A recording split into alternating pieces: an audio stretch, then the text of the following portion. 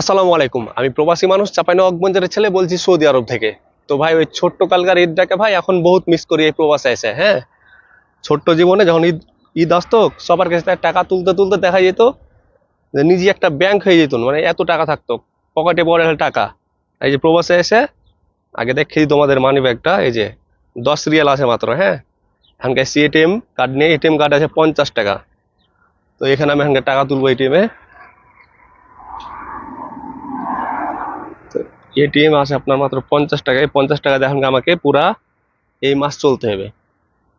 এখন আছে এই সপ্তাহ পুরা, তারপর 1 তারিখ হইলে টাকা পাবো। তো টাকা তুলবো এখন।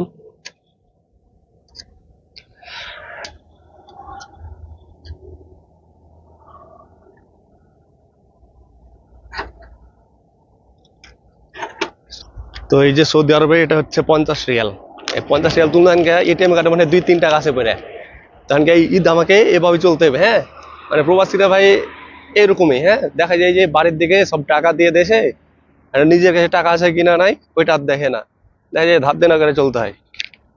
এখানে 50 টাকা নিয়ে সামনে কিছু মার্কেট করতে হবে। সেটা মার্কেট করে বাকি থাকবে হয়তো 20-30 টাকা, সেটাতেই আমার ঈদ চলবে বেকার। ঈদের পরে স্যালারি আসবে।